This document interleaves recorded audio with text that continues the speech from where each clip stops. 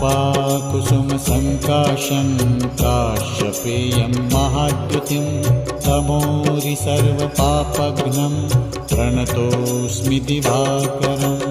ॐ ह्रां ह्रीं ह्रौं स्वः सूर्याय नमः। ॐ ह्रां ह्रीं ह्रौं स्वः सूर्याय नमः। जपाकुसुमसङ्काशं काश्यपेयं महाद्युतिं तमोरि सर्वपापघ्नं प्रणतोऽस्मि दिवाकरम्।